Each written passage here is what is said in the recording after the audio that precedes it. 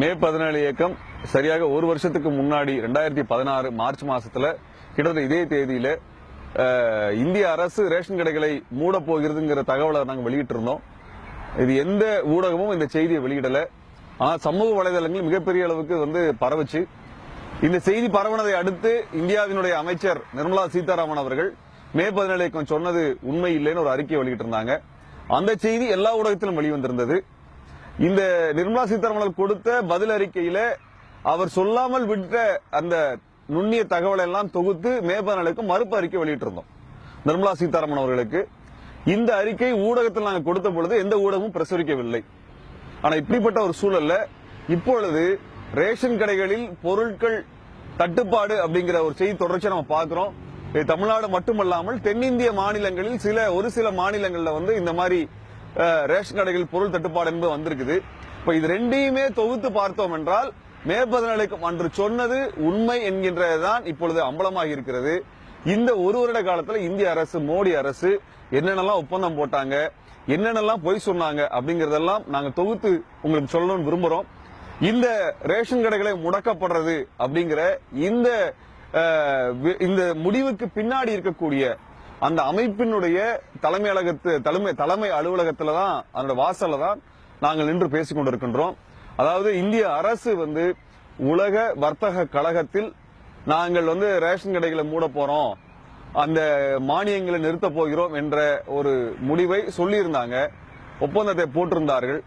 அதைத்தான் அந்த எந்த அமைப்பிலே போட்டிருந்தார்களோ அந்த அமைப்பினுடைய வாசல் நின்றுதான் இப்பொழுது உங்களிடத்தில் இந்த உண்மையை நாங்கள் சொல்ல இருக்கின்றோம். இதை மேலும் விவரமாக விளக்கமாக நாம் அடுத்து வரக்கூடிய சில நிமிடங்கள் பார்ப்போம்.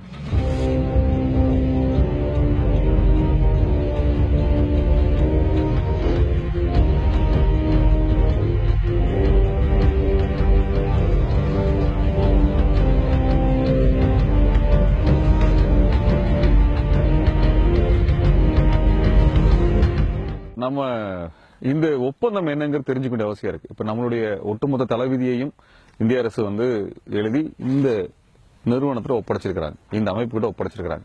இந்த அமைப்பு என்னன்னா, இது பணக்கார நாடுகள், அதாவது வெள்ளக்கார நாடுகள், மேற்குலக நாடுகள், இதெல்லாம் சேர்ந்து அவங்களுடைய வியாபாரத்தை பெருசாக்குறதுக்காக உருவாக்கப்பட்ட ஒரு அமைப்பு இது.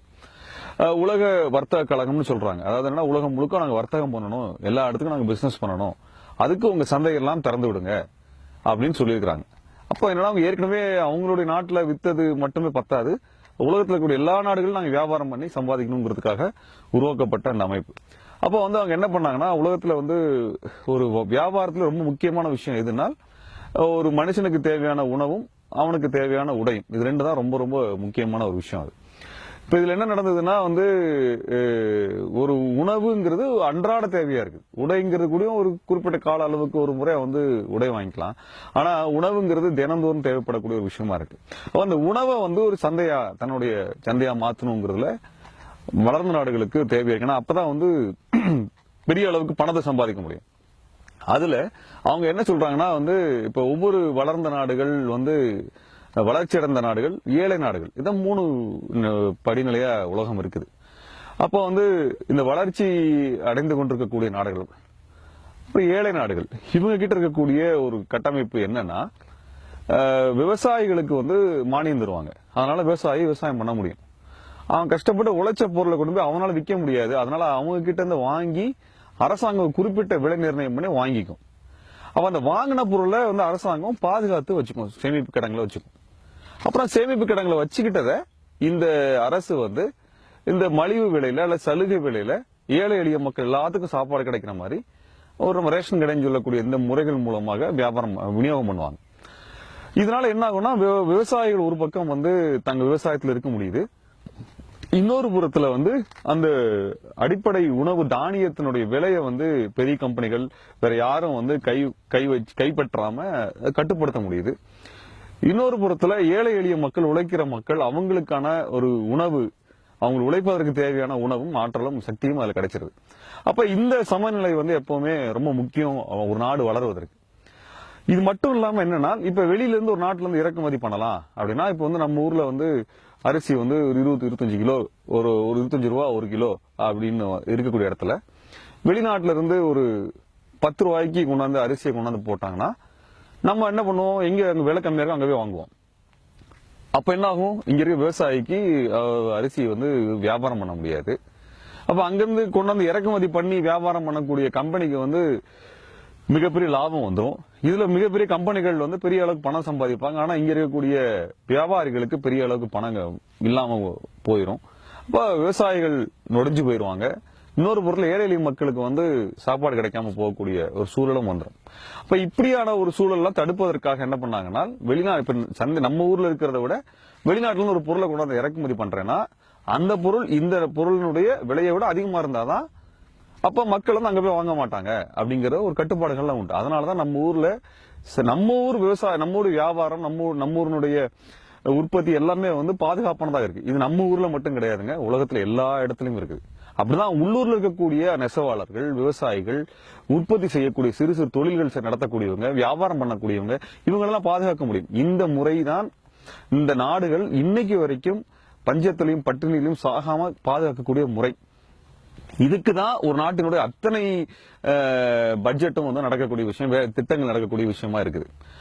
அப்ப இதை வந்து என்ன சொல்றாங்கன்னா பணக்கார நாடுகள், நீ என்ன பண்றீங்கன்னா ஏழை நாடுகள்ட்டையும் வளர்ந்த நாடுகள், வளர்கின்ற நாடுகள்ட்டையும் பணக்கார நாடுகள் என்ன சொல்லுதுன்னா, நீ விவசாயத்துக்கு மானியம் கொடுத்துற, நீயே ஒரு கொள்முதல் பண்ணிடுற, நீயே வந்து மலிவான விலைக்கு கொடுத்துட்ற, அதனால என்ன ஆகுதுன்னா வந்து நாங்க வந்து உங்க நாட்டுல வந்து வியாபாரம் பண்ண முடிய மாட்டேங்குது, நாங்க அப்படியே இறக்குமதி பண்ணணும்னு நினைச்சாலும் கூட நீ வந்து நிறைய வரி வச்சு அந்த பொருளோட விலை ஏத்திடுற, அதனால நீ வந்து விவசாயத்துக்கு மானியத்தை நிறுத்திடு.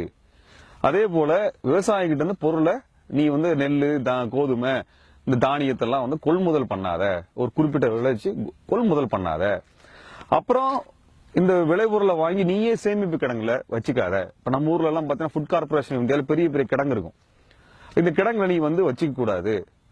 அப்புறம் நாலாவது நீயே வந்து என்ன பண்ற, ரேஷன் கடையில வந்து குறைஞ்ச விலையில வந்து விற்கிற, அது நாளையும் நீ நிறுத்திடணும். அதுக்கு பதிலா நீ என்ன பண்ணணும்னா, நான் உங்க நாட்டுல வந்து இறக்குமதி பண்ணுவேன், அதுக்கு நீ அதிகமான வரி எல்லாம் போட்டா தடுக்க கூடாது, அதை வந்து இறக்குமதிக்கு நீ அனுமதிக்கணும் அப்படின்னு சொல்லி கேட்டாங்க. இதைத்தான் வந்து அவங்க வந்து ட்ரேட் ஃபெசிலிட்டேஷன் அக்ரிமெண்ட் சொல்லக்கூடிய ஒன்று. நாங்கள் வியாபாரம் பண்ணுவதற்குரிய எல்லா வசதியும் நீங்க செஞ்சு தரணும்னு சொல்லக்கூடிய ஒண்ணு. அப்ப வந்து இந்த வளர்கின்ற நாடுகள், ஏழை நாடுகள்லாம் சேர்ந்து இந்தியாவோட தலைமையில வந்து இந்தியா தலைமையாகி அதுல போய் என்ன கேட்டாங்கன்னா, நாங்க வந்து விவசாயிகளுக்கு மானியம் தருவோம், நாங்க வந்து விவசாயிகளிருந்து கொள்முதல் பண்ணுவோம், அந்த கொள்முதல் நாங்களே சேமிச்சு வைப்போம், நாங்களே வந்து எல்லாத்துக்கும் வந்து குறைவான விலையில வழங்குவோம். அதே போல எங்க உள்நாட்டு விவசாயத்தை பாதுகாப்பதற்காக வெளியில இருந்து நீ கொண்டாந்து அதிக அளவுல விலையில கொண்டாந்து நீ இறக்குனேன்னா அதை தடுப்பதற்கான வரிகளை நாங்க போடுவோம்னு சொல்லி கேட்டிருந்தாங்க. இந்த சண்டை ரொம்ப நாள் நடந்துட்டே இருந்தது. இப்ப இதுல வந்து கடைசியா இருந்த காங்கிரஸ் அரசாங்கம் வந்து இந்த விஷயம் வந்து சமரசம் பண்ணிக்கலாங்கிற நிலையில வந்து ஒத்துக்கிட்டாங்க. அவங்க அது வந்து இந்த பாலி நகரில் நடந்த அந்த மாநாட்டில் வந்து ஒத்துக்கிட்டாங்க.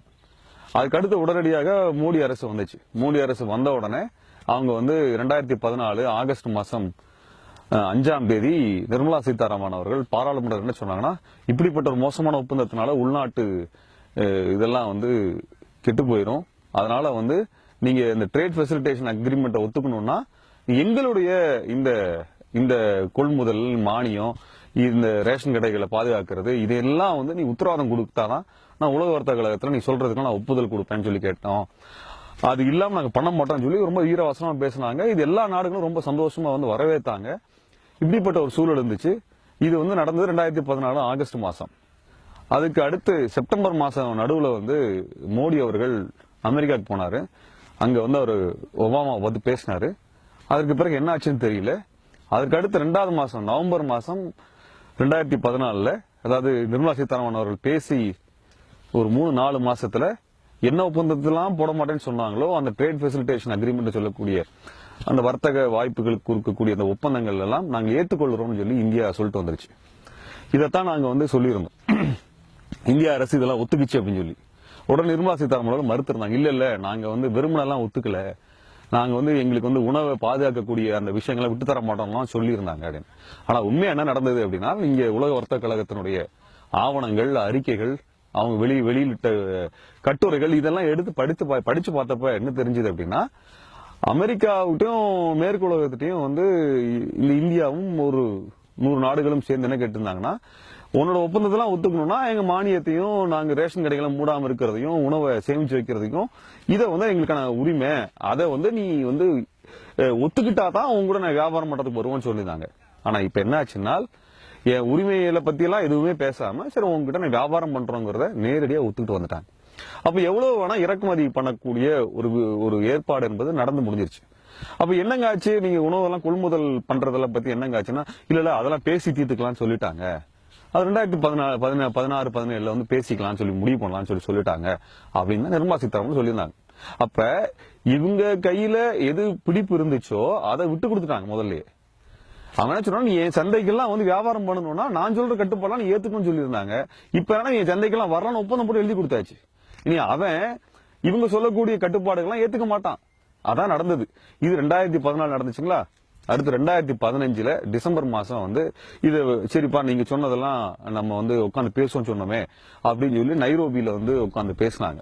இப்ப நைரோபி பேசின பொழுதும் இந்த மாதிரியான ஒரு சலுகைகள் கொடுப்பதை பத்தி நான் வேணா ஒரு 4 வருஷம் அவகாசம் தரோம். இந்த 4 வருஷத்துக்குள்ள நீ ரேஷன் கடை நடத்திக்கோங்க, நீங்க மானியம் கொடுத்துக்கோங்க, கொள்முதல் பண்ணிக்கோங்க, எல்லாம் பண்ணிக்கோங்க அப்படிங்கிற அளவுக்கு தான் சொல்லி இருந்திருக்கிறாங்க. இதுக்கு மேல தாண்டி எல்லாம் இல்ல. இதுக்கு நடுவில் என்ன நடந்தது அப்படின்னா அதான் ரொம்ப முக்கியம். அப்ப ஒருவேளை உத்தரவு வந்துட்டாங்க. இப்ப இது ஒப்பந்தம் வந்து ஒரு சமயத்துல 4 வருஷம் நடைமுறை வரப்போகுது. அதுக்கு முன்னாடி திடீர்னு போய் 4 வருஷம் கழிச்சு ரேஷன் கடை மூணுனா பிரச்சனை ஆகி போயிடும். இப்ப அதுக்கு என்னன்னா ரேஷன் கடைக்கும் விவசாய கொள்முதலுக்கும் நடுவில் இருக்கக்கூடிய ரொம்ப முக்கியமான விஷயம் எதுன்னா இந்த தானியத்தெல்லாம் பாதுகாக்க வைக்கக்கூடிய அந்த பகுதி. நீங்க நம்ம ஊர்ல கூடிய ஃபுட் கார்பரேஷன் ஆஃப் இந்தியாவுடைய குடோன். இப்ப என்னன்னா இது இருந்தா தான் நீ உணவு சேமிச்சு வைப்ப, இது இருந்தா தான் நீ விநியோகம் பண்ணுவ அப்படிங்கறதுனால 2014 நிர்மலா சீதாராமன் அவர்கள் பாராளுமன்றத்துல வந்து ஆகஸ்ட் மாசம் வீரவசனம் பேசின அதே மாசத்திலேயே 2 வாரத்துல வந்து இந்த பாரதிய ஜனதா கட்சியினுடைய ஒரு முன்னாள் முதலமைச்சராக இருக்கக்கூடிய சாந்தகுமாரோட தலைமையில ஒரு கமிட்டி போட்டாங்க. சாந்தகுமார் கமிட்டின்னு பேரு. அது என்ன பண்ணுச்சுன்னா அதுக்கு என்னன்னா இந்த குடோன்லாம் வச்சிருக்கிறோமே இந்த குடோன் எல்லாம் நம்ம வச்சுக்கலாமா இல்ல இதை வந்து கழட்டி விட்டுலாமா அப்படின்னு ஆராய்ச்சி பண்ணி கொடுங்கன்னாங்க. அதுக்கு அவர் போய் உட்காந்து எல்லாத்தையும் பார்த்துட்டு இந்த பெரிய ஃபுட் கார்பரேஷன் இந்தியாவுடைய இந்த கிடங்குகள்லாம் வந்து நம்ம வச்சுக்கிறத விட தனியாருக்கு கொடுத்துட்டோம்னா சரியா இருக்கும். ஏன்னா அது வந்து சரியா இயங்கல. அது மட்டும் இல்லாம ரேஷன் கடையில வந்து எல்லா மக்களும் வந்து உணவு வாங்குற வழி இல்ல, சரியா எல்லாம் ரேஷன் கடை நடக்கிறது இல்ல. அதனால 63% மக்கள் தான் வந்து ரேஷன் கடை வழியா பயனடைகிறாங்க. அந்த 63% சதவீதத்துக்கு பதிலாக 40% குறைச்சிருவோம், மீதியை வந்து நம்ம காசா கொடுத்துருவோம் அப்படின்னு சொல்லி பரிந்துரை கொடுத்தாரு. அவர் அதை மட்டும் கொடுக்கல, நீங்க கொடுக்கக்கூடிய அரிசி கோதுமை ரவை நீங்க என்னென்னலாம் போடுறீங்களோ அதையெல்லாம் வந்து சந்தையில என்ன விளைவிக்குதோ கடைகள்ல என்ன விளைவிக்குதோ அந்த விலைக்கு ரேஷன் கடையில் விற்கணும். நம்ம மானியத்தை காசா கொடுத்துடலாம். இப்ப மானியத்தை வாங்கிக்கிட்டு அவன் ரேஷன் கடையில வெளிக்கடையில என்ன ரேட்டு கிடைக்கும் என்ன விலை கிடைக்கும் அதே விலையில ரேஷன் கடையில வாங்கிக்கிட்டோம் அப்படின்னு பரிந்துரை கொடுக்க வச்சாங்க. அதாவது அமெரிக்காக்காரனோ மேற்கு உலகமோ என்ன சொன்னானோ என்ன ஒப்பந்தத்துல கேட்டானோ அந்த எல்லாம் எடுத்து இந்த பாரதிய ஜனதா கட்சியினுடைய அந்த சாந்தகுமார்ங்கிறவரை வச்சுக்கிட்டு இவங்களே அறிக்கையை கொடுத்து அந்த அறிக்கையை ஏத்துக்கிட்டாங்க. இது 2015 நடந்துச்சு. இது எல்லாம் பாராளுமன்றத்துல நடந்தது. இந்த பாராளுமன்றத்துல எந்த எதிர்கட்சியும் இது குறித்து பேசல. காங்கிரசும் இது குறித்து எதுவும் பேசல, நம்ம ஊர்ல இருந்து அணுகி இருக்கக்கூடிய அதிமுகவும் பேசல, திமுகவும் பேசல. அது மட்டும் கிடையாது, உழைக்கிற மக்களுக்கு நாங்கள் உதவியா இருப்போம் சொல்லக்கூடிய மார்க்சிஸ்ட் கம்யூனிஸ்ட் கட்சியும் இதை பத்தி எதுவுமே பேசல. இவங்க எல்லாரும் சேர்ந்து ஒட்டு மொத்தமாக இதை மூடக்கூடிய வேலைக்கு தயாராக இருக்கிறாங்க. இதுதான் இப்ப பாக்குறோம். இப்ப இருக்கக்கூடிய நிலைமை என்னன்னா இப்ப நீங்க வந்து திடீர்னு ரேஷன் கடை மூடுறதுங்கிறது சாத்தியம் இல்லை. அதனால ரேஷன் கடையில் கொடுக்கக்கூடிய பொருட்களுடைய எண்ணிக்கையை அளவை வந்து குறைக்க ஆரம்பிச்சிருக்காங்க. அதான் நடந்திருக்கு. இது ஏன் நம்ம ஊர்ல நடக்குது, நம்ம ஊர்ல மட்டும் கிடையாது, கர்நாடகாவில் நடந்திருக்கிறதுனால் வட மாநிலங்களில் வட இந்தியாவில் வந்து ரேஷன் கடைகள்லாம் வந்து நம்ம ஊர் அளவுக்கு திறமையாக சரியாக செயல்படலை, உருவாக்கவே படலை. ஆனால் தென்னிந்தியாவில தான் சரியாக, குறிப்பாக தமிழகம் போன்ற இடத்துல தான் வந்து நல்ல முறையில வந்து கட்டமைக்கப்பட்டிருக்கு. அதனால என்ன பண்றான்னா இங்க வந்து அது கொடுக்கக்கூடிய பொருளை கம்மி பண்றான். வட இந்தியாவில காசு வந்து உன்னோட பேங்க் அக்கௌண்ட்ல போட்டாங்க, நீ எடுத்துட்டு கொண்டு போய் நீ வாங்கிக்கோ சொன்னது வசதியா போயிடுச்சு. ஏன்னா அவன் வரவேற்றான், அவங்க ஊர ரேஷன் கிடையாது. அதனால கிடைச்ச காசை எடுத்துட்டு போயிட்டான். இதுக்கான அந்த எல்லாத்துக்கும் வங்கி கணக்கு ஆரம்பிக்கக்கூடிய ஒரு திட்டத்தை வந்து மன்மோகன் சிங் அரசு முதல்ல பண்ணார். அதே திட்டத்தை எடுத்து மோடி வந்த உடனே பேரை மட்டும் இந்தியில ஜன்தன் யோஜனான்னு ஏதோ பேரை மட்டும் இந்திய போட்டு பெரிய விளம்பரப்படுத்தி நிறைய பேர்த்த வந்து நாங்க பேங்க் அக்கௌண்ட் வாங்கிட்டோம். நாங்க இத்தனை பேருக்கு பேங்க் அக்கௌண்ட் எதுக்குன்னா ரேஷன் கடையில உனக்கு போல அரிசி தரது போல காசை கொடுத்துருவோம், ரேஷன் கடையில வந்து நீ வெளியே ரிலையன்ஸ் கடையில வந்து என்ன ரேட்டுக்கு விற்கிதோ அதே விலையில வந்து அரிசி விற்போம், நீ இங்க வந்து வாங்கிக்கோ அப்படிங்கறதான் மோடியோட திட்டம். இந்த திட்டத்தை தான் எல்லாத்தையும் ரேஷன் கடைகளுக்கு திறந்து விட்டுருக்காங்க. இதுக்கு தான் எல்லாத்துக்கும் வந்து வங்கி கணக்கு வந்து கொடுத்துருக்காங்க. இந்த வங்கியில வந்து பணம் கொடுப்பாங்க. நீங்க இவ்வளவு காலம் வரைக்கும் வந்து 10 ரூபாய்க்கு போய் ரேஷன் கடையில 1 கிலோ அரிசி வாங்கியிருக்கலாம், அல்லது 5 ரூபாய்க்கு வாங்கியிருக்கலாம். இந்த 5 ரூபாயும் 10 ரூபாயும் இனிமேல் உங்களுக்கு காசா கொடுத்துருவாங்க. நீங்க வெளியே வந்து 25 ரூபா 30 ரூபாய்க்கு வாங்கக்கூடிய அதே அரிசியை அதே விலைக்கு 25 ரூபா 30 ரூபாய்க்கு ரேஷன் கடையில் விற்பாங்க. நீங்க உங்களுக்கு கொடுத்துருக்கூடிய 10 ரூபா மானியத்தை கொண்டு போய் கொடுத்து நீங்க மீதி காசையும் கொடுத்து நீங்க அரிசி வாங்கிக்கலாங்கிறத இப்ப மோடி அரசு கொண்டு வந்திருக்கிறாரு. அதுவும் அந்த மானியம் யாருக்குனால் யார் ஆதார் அட்டை வச்சிருக்கிறாங்களோ அவங்களுக்கு மட்டும்தான். அப்ப அதையும் சேர்த்து கொண்டு வந்தாச்சு. இதுக்குதான் ஆதார் அட்டை கொண்டு வந்தாங்க அவங்க. இந்த ஆதார் அட்டையில இதுக்கு இந்த 5 ரூபாயும் 10 ரூபாயும் நீங்க வாங்கி நீங்க வந்து ஏதாவது நாட்டு பொருளாதாரத்துக்கு கீழே இருக்கீங்க என்ன பண்றதுன்னு சொல்லிட்டுதான் அதுல வந்து ஆதார் அட்டைக்குள்ள உங்க வருமான வரி சேர்த்துக்கிறது, உங்க பேங்க் அக்கௌண்ட் சேர்த்துக்கிறது, நீங்க எவ்வளவு சம்பாதிக்கிறீங்க சேர்த்துக்கிறது எல்லாத்தையும் சேர்த்துட்டாங்க. ஆக மொத்தம் ஒட்டு மொத்தம் என்ன பண்ண போறாங்கன்னா உங்க வருமானத்தை பார்த்து உங்களுக்கு மானியம் தர போறாங்க. அந்த மானியத்தை வச்சு நீங்க ரேஷன் கடையில போய் வாங்கணுங்கிற சொல்லியாச்சு. அந்த காசு எவ்வளவு நாளைக்கு நம்ம பேங்க்ல போடுவான்னு தெரியாது. இப்ப இந்த கேஸ் சிலிண்டருக்கு என்ன நடந்துச்சுன்னு நீங்க எல்லாம் பாத்திருக்கீங்க.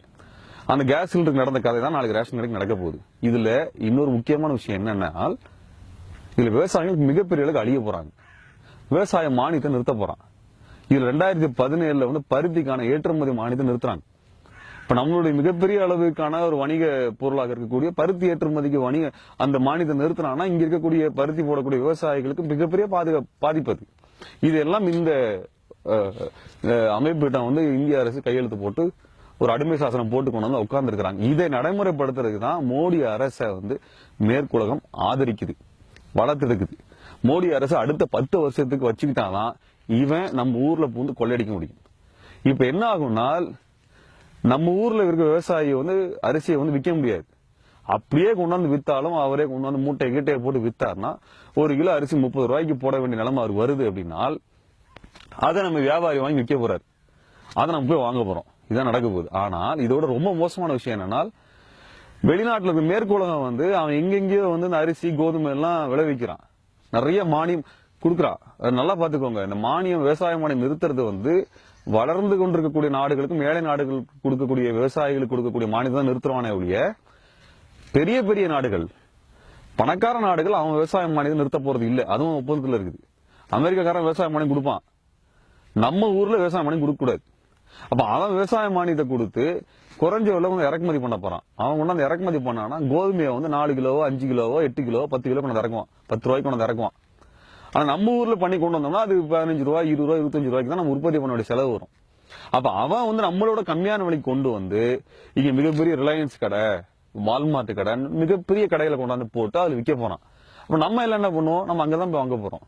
இப்ப இதுல என்ன ஆக போகுது, ஒரு பக்கம் விவசாயி அழிஞ்சிருவானா, விவசாயம் பண்ண முடியாதா, அடுத்து வந்து இங்க வியாபாரி அவன் சின்ன கடையெல்லாம் போச்சா, மூணாவது ஏழை எளிய மக்களுக்கான உணவு போச்சு. அப்ப வெளிநாட்டுல இருக்கிறவன் எதை முடிவு பண்றானோ அந்த விலையா மாறப்போகுது. அது மட்டும் இல்ல, இங்க இருக்க விவசாயி எல்லாம் இந்த நிலத்தை எல்லாம் பெரிய கார்பரேட் கம்பெனிக்கு கான்ட்ராக்ட் விவசாயத்தை கொடுத்துட்டு அங்க கூலி வேலைக்கு மாற போற ஒரு எம்ப்ளாயா மாற போறான். விவசாயிய எம்ப்ளாயா மாற்றக்கூடிய ஒரு வேலை திட்டத்தை தான் இவங்க வச்சிருக்காங்க. அதனாலதான் மன்மோகன் சிங் வெளிப்படையா சொன்னாரு, விவசாயிகள் விவசாயத்தை விட்டு வெளியேறணும் வெளிப்படையா சொன்னார். ஆக இந்த 2 கும்பலும் சேர்ந்து கொண்டு இந்த திட்டத்தை கொண்டு வந்திருக்கிறாங்க. இந்த வர்த்தக ஒப்பந்தத்தை வந்து இந்தியா ஏன் ஒத்துக்குச்சு, எந்த இடத்துல ஒத்துக்குச்சு, அதான் ரொம்ப முக்கியமான விஷயம். எப்ப ஒத்துக்குச்சுனால் இந்த மேற்குலகம் ஒண்ணு சொன்னா, நீ வந்து எங்க நாடுகள் எல்லாம் வந்து உங்க ஊர்ல இருக்கிற டெலிகம்யூனிகேஷன்ஸ் தொலைத்தொடர்பு துறையை சார்ந்த நிறுவனங்களை வந்து வணிகம் பண்றது நாங்க அனுமதிக்கிறோம் சொல்லி ஒரு ஒப்பந்தத்தை கொடுத்தான். அப்ப உடனே இந்திய அரசு தன்னோட நிலையை மாத்திக்கிட்டு இந்த ட்ரேட் ஃபெசிலிட்டேஷன் அக்ரிமெண்ட் சொல்லக்கூடிய நம்மளோட ஒட்டுமொத்த நலனையும் கையெழுத்து போட்டு எழுதி கொடுத்து வந்துட்டாங்க. இது ஏன் பண்ணணும் அப்படின்னா, இந்தியாவுடைய தொலைத்தொடர்பு நிறுவனங்கள்லாம் யாரு, ஏர்டெல் இருக்குது, ரிலையன்ஸ் இருக்கு, டாடா இருக்கு, ஐடியா மொபைல் இருக்கு. இதுல எல்லாமே வந்து பாத்தீங்கன்னா ரிலையன்ஸ், ஐடியா மொபைல், ஏர்டெல் இதெல்லாம் குஜராத்தி மார்வாடி கும்பலோடது. அப்ப இந்த பணக்கார கம்பெனிகளுக்கான ஒரு ஒப்பந்தத்தை மோடி அரசு போட்டுட்டு அதுக்கு பதிலீடாக நம்மளுடைய விவசாயிகளுடைய நலனை, நம்மளுடைய வியாபாரிகளுடைய நலனை பலியிட்டு இருக்குது. இது மட்டும் ஏழை எளிய மக்களையும் பலியிட்டு இருக்குது. அப்ப நீங்க ஒரு விஷயத்தை தமிழ்நாடு மக்கள், தமிழக மக்களை நீங்கள் ஒன்றை கவனமா புரிஞ்சுக்கோங்க. இதை திட்டமிட்டு நடத்தி முடிச்சிருக்கிறாங்க. இதுல மிகப்பெரிய அளவுக்கு அழிவுக்குள்ளாக போற நம்ம தான். இப்ப விவசாயிக்கு ஒரு பக்கம் தண்ணி நிறுத்துறது இவனுக்கு இதனால நிறுத்துறாங்க, கரண்ட் விலையை ஏத்த போறதுனால ஏத்துறாங்க, மின்சார மானியம் கொடுக்க நிறுத்துறதுக்காக தான் உதவி திட்டத்தை கொண்டு வந்து கையெழுத்து போட வச்சிருக்காங்க. உதவி திட்டம்னா என்ன? தமிழ்நாடு மின்சார வாரியத்தோட மொத்த கடனை வந்து தமிழ்நாடு அரசு பொறுப்பெடுத்துன்னு சொல்றாங்க. இப்ப தமிழ்நாடு அரசு என்ன பண்ணும், அந்த கடனை என்னால கட்ட முடியலன்னு சொல்லிட்டு தனியார் கம்பெனி கொடுக்கும். தனியார் கம்பெனி யாரு? இதே ரிலையன்ஸுக்கும் டாடாக்கும் கொடுக்க போறான். அவன் விவசாயிக்கு வந்து மானியத்துல வந்து கரண்ட் கொடுக்க போறானா? இல்ல, நிறுத்த போறான் அவன். அப்ப ஒரு பக்கம் என்ன ஆச்சு, உங்களுக்கு விவசாயிக்கு கரண்டும் கிடையாது, உரமானியம் கிடையாது, தண்ணி கிடையாது. அப்ப விவசாயத்துக்கு வெளியேறணும். அப்ப இந்த சூழலை திட்டமிட்டு உருவாக்கி இருக்கிறாங்க. இதே மாதிரி சின்ன சின்ன கடைகள், நம்ம அண்ணாச்சி கடை, இந்த கடையெல்லாம் மூடப்படுற அளவுக்கான ஒப்பந்தம் கொண்டு வந்திருக்கிறாங்க. இதையெல்லாம் புரியாம நீங்க போய் திரு பொன் ராதாகிருஷ்ணன் அவர்கள் பின்னாடியோ அல்லது தமிழிசை பின்னாடியோ அவரெல்லாம் எங்க ஆளுன்னு சொல்லி போய் சேர்ந்தீங்கன்னா ஒட்டுமொத்த கடையும் மூடப்படுறான். இதை புரிஞ்சுக்காம நம்ம இந்த கும்பலோட அரசியலை மாட்டிக்க வேணாம். இதை உங்களுக்கு வந்து காங்கிரஸ் சொல்லாது, பாரதிய ஜனதா சொல்லாது, எல்லாத்துக்கும் தெரியாதான் நடக்கும் சொல்லிட்டு தெரியாமலாம் கிடையாது. இது நாங்க பகிரங்கமா சொல்லியிருக்கோம். ஒரு வருஷத்துக்கு முன்னாடி சொன்னோம், இப்ப ரேஷன் கடையை மூடுறாங்க. இப்ப நடந்துட்டு இருக்கு, அந்த வேலை திட்டம் நடந்திருக்கு. இதுக்கு ஒரே விஷயம் தான், நம்ம ஊர் பெண்கள் போராட்டத்துக்கு வந்தாகணும். ஏன்னா ஒரு வீட்டுக்கு சாப்பாடு இல்லைனால் என்ன ஆகுங்கிறது உங்களுக்கு எல்லாத்தையும் தெரியும். ரேஷன் கடை மூடுனா நம்மளுக்கு ஒருவேளை சாப்பாடு கூட கிடைக்காத நிலைமை உங்களுக்கு என்ன மாதிரி சூழல்ங்கிறது நம்மளுக்கு எல்லாம் புரியும். இந்த போராட்டம் தயாராங்க. இந்த பிஜேபி, காங்கிரஸ், இந்த கும்பல்களினுடைய இந்த வேலையிலிருந்து, இந்த பிடிப்புல இருந்து நீங்க வந்து தயவு செஞ்சு விடுதலை ஆகணும்னால் இன்னைக்கு விவசாயி, வியாபாரி, ஏழை எளிய மக்கள், தொழிலாளர்கள் 4 பேர்த்தையும் கொல்லக்கூடிய, அழிக்கக்கூடிய ஒப்பந்தத்தை இந்த அமைப்போடு போட்டு வந்திருக்கக்கூடிய இந்த ஒப்பந்தத்தை, WTO போட்டுக்கிற ஒப்பந்தத்தை நாம் நிராகரிக்கக்கூடிய, கிழித்தெறியக்கூடிய போராட்டத்தை நடத்தணும். மே 17 அறைகோல் விடுது. நாங்க மார்க்சிஸ்ட் கம்யூனிஸ்ட் கட்சி மேல குற்றம் சொல்லியிருக்கிறோம். மார்க்சிஸ்ட் கம்யூனிஸ்ட் கட்சி மிக நேர்மையான தோழர்கள்லாம் களப்பணியில் இருக்கிறாங்க. அவங்க எல்லாம் உங்க கட்சி செய்த துரோகத்தை தயவு செய்து யோசிச்சு பாருங்க. உங்க கட்சிக்கு தெரியாத விஷயங்கள், உங்க கட்சியில வந்து மிகப்பெரிய படித்தவர்களா இருக்கிறாங்க. அவர்களுக்கு தெரியாத தகவல் எல்லாம் நாங்க சொல்லிட முடியாது. ஆனால் அவர்களே இந்த தகவலை பற்றி இது வரைக்கும் அவங்க பேச மறுத்திருக்கிறாங்க. நீங்க எல்லா உழைக்கின்ற மக்கள் எல்லாரும் ஒன்னா திரளுவோம். இந்த ஒப்பந்தத்தை தொடர்ச்சி எரியல அப்படின்னா நம்ம அழிஞ்சுவோம். என்னால் 2017 இருந்து நடைமுறைப்படுத்தப்படுவதற்கு இருக்குது.